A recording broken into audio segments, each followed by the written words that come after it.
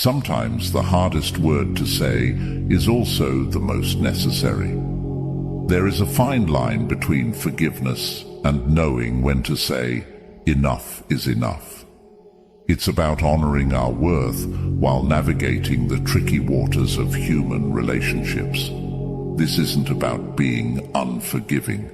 It's about respecting ourselves, all through the lens of Stoic wisdom. In an ideal world, we'd all be able to forgive and move on without a hitch. But life teaches us that some actions cut too deep, making it hard, if not impossible, to mend what's been broken without risking more hurt. Today, we're going to explore why setting boundaries is crucial for our mental and physical health. We'll also touch on how Stoicism, a philosophy built on virtue, wisdom, and rationality, guides us in facing these challenges head-on. Stoicism teaches us the value of seeing things as they are, not as we wish them to be. It's tempting to give someone a second chance out of hope or affection. Stoicism reminds us to ground our decisions in reality, not in wishful thinking. It's about recognizing patterns in behavior that are likely to repeat and asking ourselves if it's wise to expose ourselves to potential harm again. Let's break it down into 12 key points to consider before opening the door to someone who's hurt us in the past. And as we embark on this transformative journey together, I invite you to like, share, and subscribe, ensuring you don't miss a moment of this exploration. Watch every part, for each holds a key to unlocking the Stoic strength within you. Number 1. Change usually takes time. When we talk about change, especially the kind that turns lives around, there's a common misconception that it happens in the blink of an eye, a sudden transformation that's as swift as flipping a switch. But here's the truth, one that's been echoed through the ages, from the halls of ancient Stoic philosophers to the offices of modern psychologists. Real, lasting change is a slow and often challenging process. Change demands more than just a fleeting wish to be different. It requires a deep, unwavering commitment to improvement, even when progress seems invisible to the naked eye. Think about it. When we decide to let someone back into our lives after they've hurt us, we're often swayed by the hope that they've changed. Yet, as both Stoicism and modern psychology suggest, we must tread this path with caution. Carl Jung, a Swiss psychiatrist and psychoanalyst who founded analytical psychology, offers a valuable insight here. I am not what happened to me, I am what I choose to become. This quote highlights the importance of intentional effort in the process of change. It's not enough to desire improvement. One must actively choose and work towards becoming the version of themselves they wish to see. However, recognizing that true change is rare and typically slow to manifest allows us to make more informed decisions about our relationships and who we allow into our personal spaces. Aristotle, the ancient Greek philosopher, spoke of virtue as a habit, something that must be practiced and honed over time. This perspective is crucial when considering giving someone a second chance. Has this person demonstrated a consistent effort to improve, or are they merely offering promises of change without evidence of real action? Moreover, sometimes, even with the best intentions, individuals may need external support to facilitate their growth. A therapist, a mentor, or a support group. This acknowledgement doesn't diminish their efforts, but rather highlights the complexity of human behavior and the multifaceted nature of change. In our discussions, both with ourselves and with others, we should remember that change, especially the kind that addresses deeply ingrained behaviors or harmful patterns, is seldom swift. It unfolds through daily choices, through the small, often unnoticed actions that collectively steer us towards a new direction. As Epictetus, another Stoic philosopher, put it, "No great thing is created suddenly. Patience, understanding, and a clear-eyed view of the realities of personal growth are essential as we navigate the complexities of human relationships and personal development." Number 2, keep true to your values. When faced with the decision of whether to give someone a second chance, especially after they've hurt us or breached our trust, it's like standing at a crossroads. One path leads towards possibly mending a relationship, but at what cost? If the price is compromising on our core values, then we're not just losing a part of ourselves, we're betraying the very essence of our being. Stoicism teaches us to look inward for strength and guidance, urging us to ask, does this decision align with who I am and what I stand for? Living according to our principles might sound straightforward, but in practice, it's anything but easy. It requires us to be vigilant, to constantly check our actions against our values, and to have the courage to make tough decisions. Marcus Aurelius offers a nugget of wisdom here. If it is not right, do not do it. If it is not true, do not say it. Imagine applying this litmus test to our daily decisions, including the challenging ones like whether to reintegrate someone into our life. It simplifies things, doesn't it? Yet it demands a level of honesty and bravery that can sometimes feel daunting. Giving someone a second chance should not mean having to bend our values until they break. This is where Stoicism can serve as an anchor, reminding us that our integrity is non-negotiable. It's about recognizing that every decision we make is a reflection of who we are, and when we start making concessions on our values, we not only compromise our integrity, but also set a precedent that it's acceptable for others to expect us to do so. But let's not confuse standing firm on our values with inflexibility or harshness. Stoicism doesn't advocate for a life devoid of forgiveness or compassion.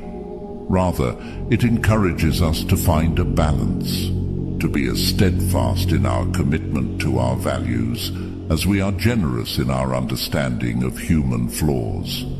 This balance is beautifully captured in the words of Epictetus, who said, "Freedom is the only worthy goal in life.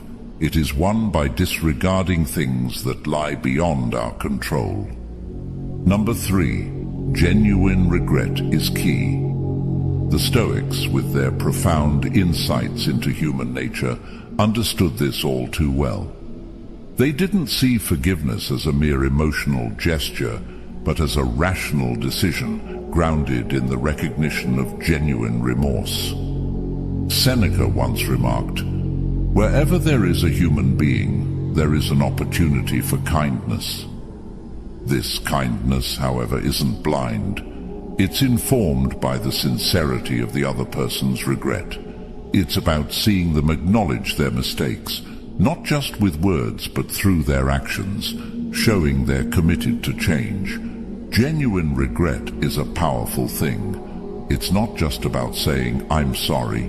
It's about understanding the impact of one's actions, feeling deeply for the pain caused, and taking steps to ensure it doesn't happen again. This kind of regret is palpable. You can feel the sincerity behind it, making it a solid foundation upon which trust can start to be rebuilt. But why is genuine regret so crucial in the process of forgiveness? Well, think of it this way. When someone shows true remorse for their actions, it demonstrates a level of self-awareness and empathy. It signals that they're not just seeking forgiveness to ease their guilt, or to get back into our good graces, but because they genuinely understand the pain they've caused and are willing to take responsibility for it. This opens the door to rebuilding trust, a component that's as fragile as it is essential in any relationship. Trust, once broken, is hard to mend, and without seeing genuine regret, the task becomes even more daunting. In a world that often equates forgiveness with weakness, it's crucial to remember that there's nothing weak about choosing to forgive. It's a strength, a testament to our capacity for empathy and understanding. But it's also a choice that needs to be grounded in reality. The reality of the other person's willingness to acknowledge their faults and work towards change. Without this, forgiveness becomes an empty gesture, one that neither heals nor rebuilds, but potentially sets us up for further hurt. Number 4, forgiveness doesn't mean reunion. There's a profound truth that often gets lost in the maze of our emotions, especially when we're hurt. Forgiveness and reconciliation are not the same thing. It's a distinction that's crucial, yet so often blurred. Forgiveness, in its essence, is a gift you give to yourself. It's about letting go of the bitterness and anger that weigh down your heart, about choosing peace over perpetual turmoil. But here's where it gets interesting. Letting go of that bitterness doesn't necessarily mean you have to welcome someone back into your life with open arms. That's where reconciliation comes into play, and it's a whole different ballgame. Marcus Aurelius teaches us about the importance of wisdom and judgment, qualities that are essential when considering reconciliation. Just because we forgive, it doesn't mean we forget. Forgiveness is about healing the wounds within us. Reconciliation is about assessing whether it's wise or healthy to rebuild a bridge between us and someone else. Sometimes it's possible. Sometimes the foundations are too shaken, the trust too eroded. Forgiveness liberates us from the chains of bitterness, but reconciliation, that requires a careful, honest assessment of the situation. It demands that we ask ourselves tough questions. Can the trust be rebuilt?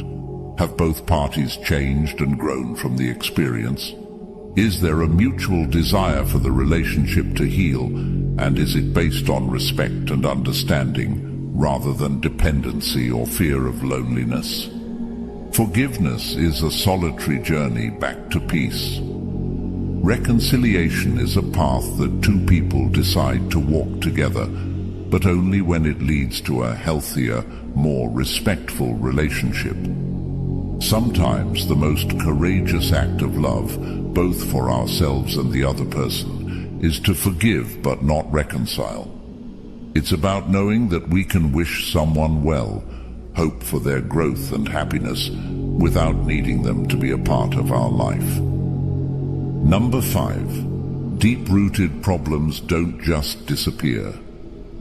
Navigating through life, we often come across situations where the same issues seem to crop up again and again, like unwelcome guests who just don't get the hint. It's particularly true when dealing with relationships where harmful behaviors have shown themselves not just once, but as part of a recurring pattern. The Stoics remind us of a hard but essential truth. Chronic issues don't just vanish into thin air. They're like shadows, following closely behind unless confronted and dealt with directly. Acknowledging that chronic issues are likely to resurface doesn't mean we resign ourselves to a fate of endless suffering. Quite the opposite. It empowers us to make informed decisions about our boundaries and our involvement with those who have hurt us in the past. Seneca offers a piece of advice that fits perfectly here. Associate with people who are likely to improve you. It's a gentle nudge to reassess the company we keep, reminding us to surround ourselves with individuals who contribute positively to our lives, rather than repeatedly pulling us into cycles of pain. This Stoic principle doesn't just apply to personal relationships. It's relevant in all areas of life, where we find ourselves facing the same challenges over and over. It's about recognizing patterns, understanding their root causes, and taking proactive steps to address them. The Stoics teach us not just to react to life's difficulties, but to anticipate them, prepare for them, and, when possible, avoid them altogether. Recognizing the potential for chronic issues to resurface is not about closing our hearts or giving up on people. It's about applying Stoic wisdom to protect our peace and prioritize our growth. It's about making the tough but necessary decisions that our future selves will thank us for. And, perhaps most importantly, it's about remembering that while we can offer support and compassion, we cannot do the work for someone else. Their journey to change, like ours, is their own. Number 6. Sometimes rejection is crucial. In a world that often pushes us toward a default of yes, drawing a line in the sand and saying no can sometimes feel like an act of rebellion. Yet Stoicism teaches us that saying no is not just an act of rebellion. It's an essential practice in self-respect and the preservation of our peace and well-being. But why is it sometimes so necessary to say no, you might ask? Well, every time we say yes to something that oversteps our boundaries, that demands too much from us, or that conflicts with our core values, we're essentially saying no to ourselves. We're saying no to our peace, our well-being, and our respect for our own limits. Seneca, another sage in the Stoic tradition, eloquently puts it, "If you really want to escape the things that harass you, what you're needing is not to be in a different place, but to be a different person." This escape begins with the ability to say no, to set boundaries, and to prioritize our well-being over pleasing others or meeting external expectations. Saying no is not just about preventing further harm. It's about actively respecting ourselves. It's about acknowledging that our mental, emotional, and physical health are precious and worth protecting. It's recognizing that we cannot pour from an empty cup, that our capacity to love, to give, and to be present for others begins with how we treat ourselves. But how do we say no in a world that expects an unending stream of yeses?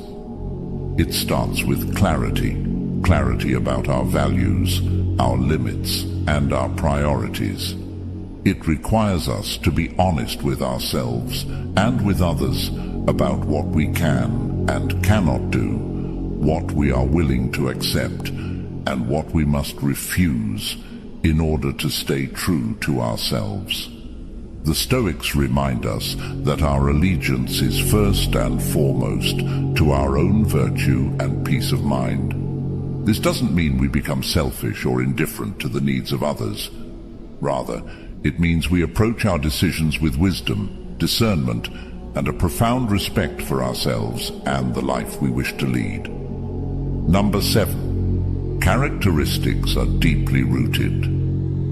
The Stoics, with their keen insights into the human condition, teach us about the importance of accepting things we cannot change while working diligently on the aspects we can influence.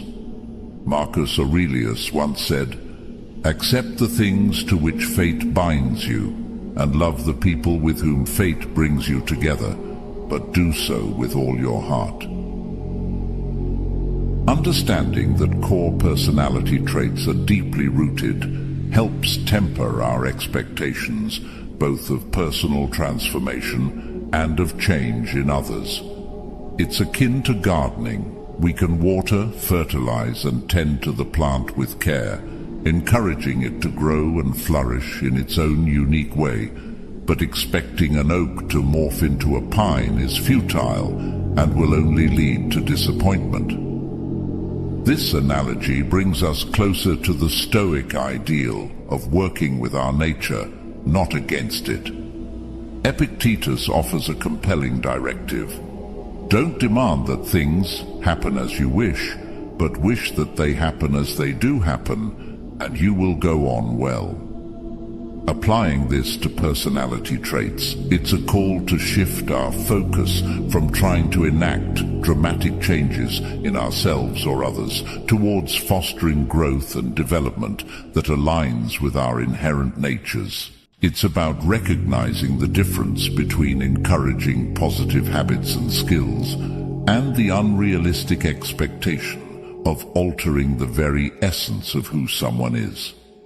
Expecting sudden transformations, especially without the foundation of sincere effort, is a recipe for disappointment. This is where the wisdom of Seneca can illuminate our path.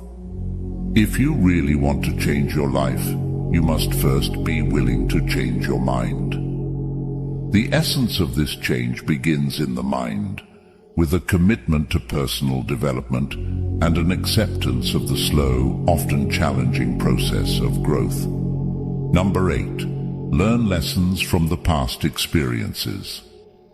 You've likely heard the saying, history often repeats itself. It's a piece of wisdom that resonates deeply, especially when we find ourselves at crossroads, deciding whether to give someone a second chance. This moment of decision is profoundly significant, and it beckons us to pause, reflect, and learn from the past. The Stoics teach us that our experiences, the patterns we observe in ourselves and others, are not just random events, but lessons that, if heeded, can guide our future choices. Marcus Aurelius once said, "Time is a sort of river of passing events, and strong is its current. No sooner is a thing brought to sight than it is swept by, and another takes its place, and this too will be swept away." This metaphor beautifully captures the essence of learning from the past. It suggests that life's events, like a river's current, are transient, yet within this flux there are patterns and cycles. Before giving someone a second chance, it's crucial to look back at the river's course, to understand the patterns that have emerged over time. Have there been genuine efforts to change, or are promises swept away like leaves on the water, only to be replaced by more promises with no substantial change? The Stoics also teach us about the nature of trust. Trust, in the Stoic view, is not given lightly. It must be earned through consistent actions, not just words. Seneca, another Stoic philosopher, reminds us, life's like a play. It's not the length, but the excellence of the acting that matters. Applying this to the context of giving second chances, it's the quality and consistency of someone's actions that count, not just the eloquence of their promises or the intensity of their apologies. Trust is rebuilt in the day-to-day, in the small acts that show a commitment to change, in the consistency between words and deeds. Number 9. Pause before reacting.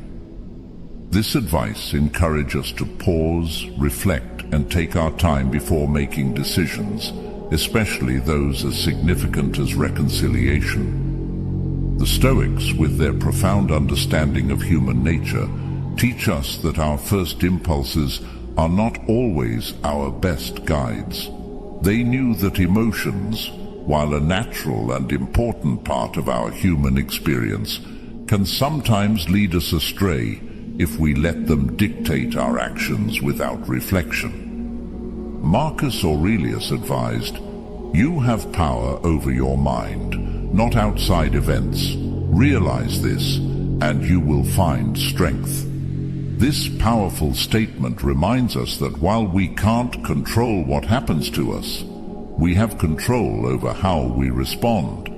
When faced with the prospect of reconciliation, it's easy to let our immediate feelings, be it anger, longing, or a rush of affection, push us toward a hasty decision. However, taking the time to make a thoughtful choice allows us to consult not just our fleeting emotions, but also our values, our experiences, and our rational judgment.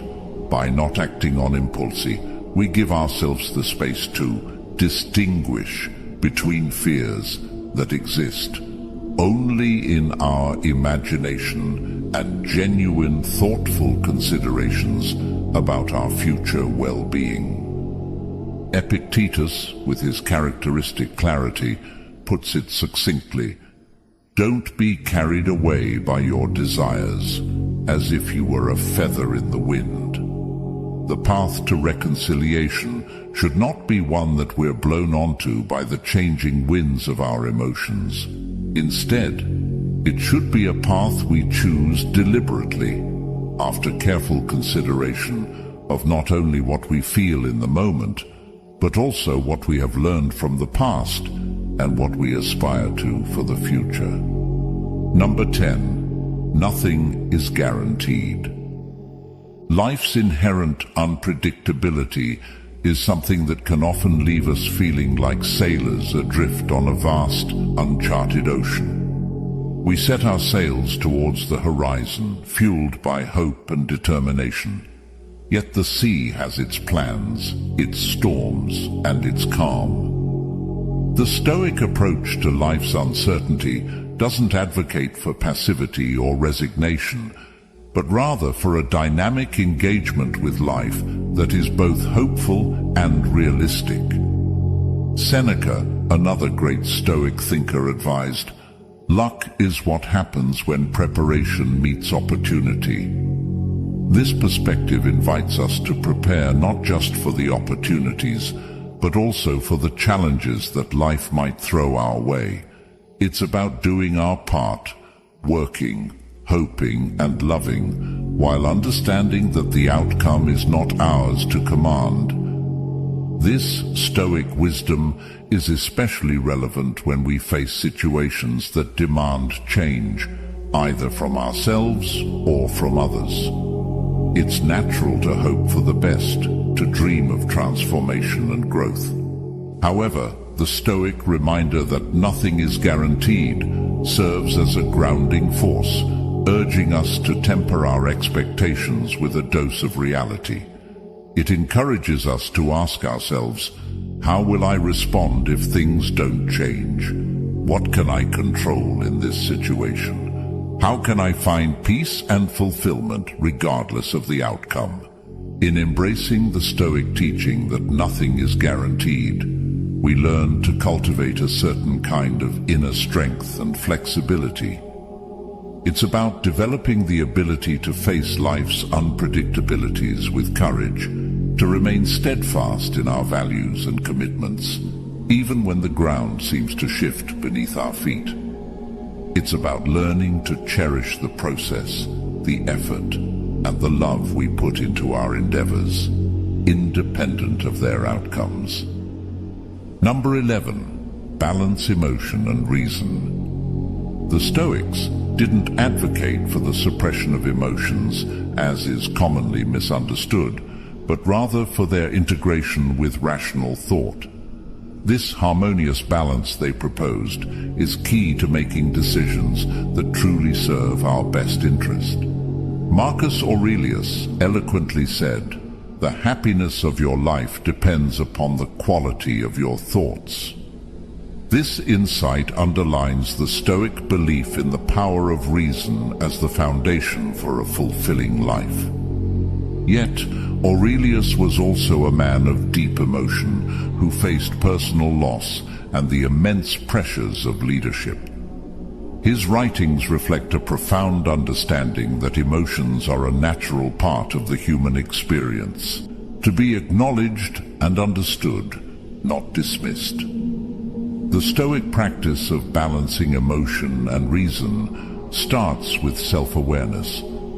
It's about recognizing our emotions, understanding their origins, and assessing their validity before acting upon them. Balancing emotion with reason is not about choosing one over the other.